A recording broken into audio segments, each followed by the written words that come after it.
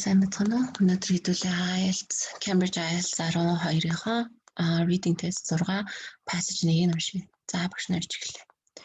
The risks agriculture faces in developing countries. Synthesis of an online debate. Two things distinguish food production from all other productive activities.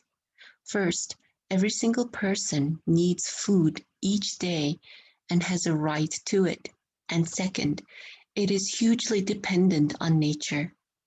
These two unique aspects, one political, the other natural, makes food production highly vulnerable and different from any other business. At the same time, cultural values are highly entrenched in food and agricultural systems worldwide. Farmers everywhere face major risks, including extreme weather, long-term climate change, and price volatility in input and product markets. However, smallholder farmers in developing countries must in addition deal with adverse environments, both natural in terms of soil quality, rainfall, etc., and human in terms of infrastructure, financial systems, markets, knowledge, and technology. Counterintuitively, huge hunger is prevalent among many smallholder farmers in the developing world.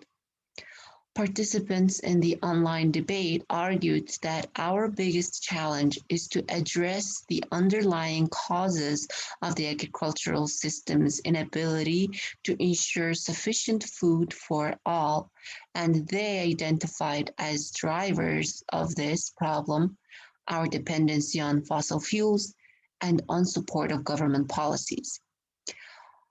On the question of mitigating the risks farmers face, most essayists called for greater state intervention.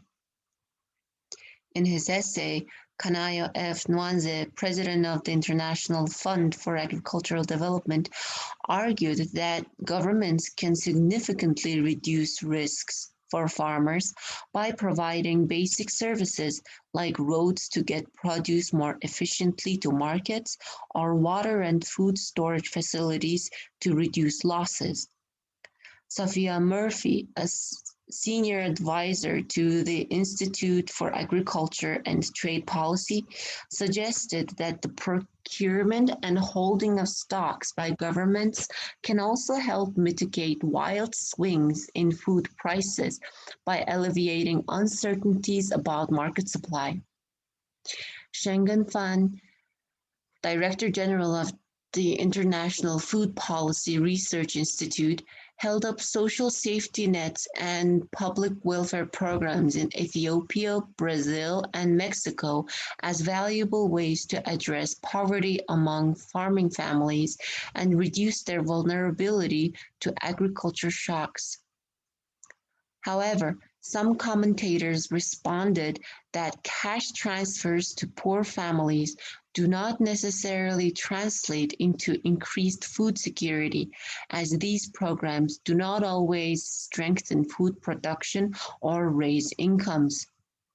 Regarding state subsidies for agriculture, Rokeya Kabir, Executive Director of Bangladesh Nari Pragati Sangha, commented in her essay that these have not compensated for the stranglehold exercised by private traders. In fact, studies show that 60% of beneficiaries of subsidies are not poor, but rich landowners and non-farmer traders.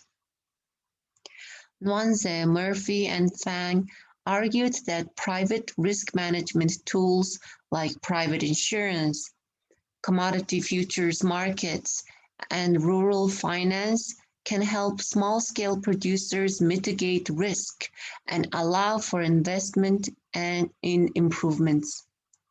Kabir warned that financial support schemes often encourage the adoption of high-input agricultural practices, which in the medium term may raise production costs beyond the value of their harvests. Murphy noted that when future markets become excessively financialized, they can contribute to short-term price volatility, which increases farmers' food insecurity. Many participants and commentators emphasize that greater transparency in markets is needed to mitigate the impact of volatility and make evident whether adequate stocks and supplies are available. Others contended that agribusiness companies should be held responsible for paying for negative side effects. Many essayists mention climate change and its consequences for small-scale agriculture. Fan explained that in addition to reducing crop yields, climate change increases the magnitude and frequency of extreme weather events, which increase smallholder vulnerability.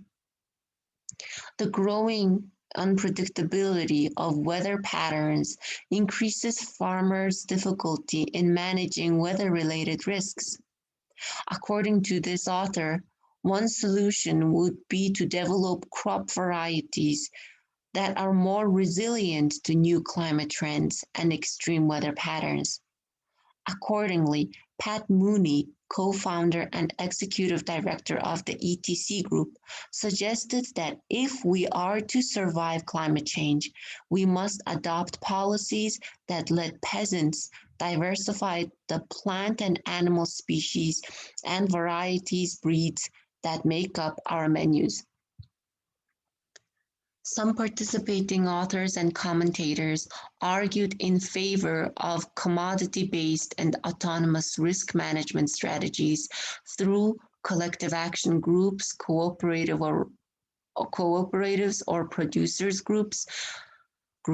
Such groups enhance market opportunities for small-scale producers, reduce marketing costs, and synchronize buying and selling with seasonal price conditions.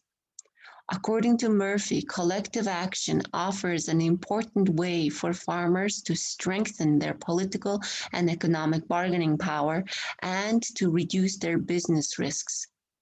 One commentator, Gil Ton, warned that collective action doesn't come as a free good.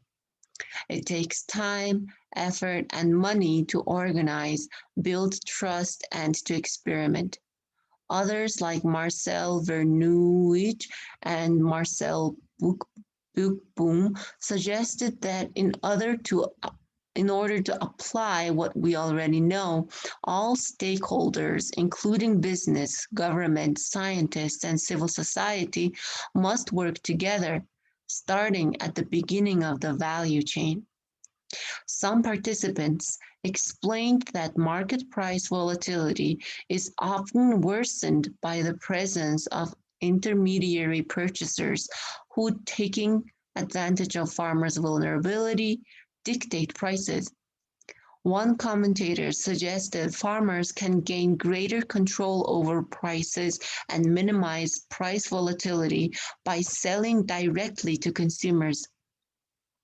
Similarly, Sonali Bisht, founder and advisor to the Institute of Himalayan Environmental Research and Education, India, wrote that community-supported agriculture, where consumers invest in local farmers by subscription and guarantee producers a fair price, is a risk-sharing model worth more attention. Direct food distribution systems not only encourage small-scale agriculture, but also give consumers more control over the food they consume, she wrote. За баярлалаа. Дараач 3 дамшаарай.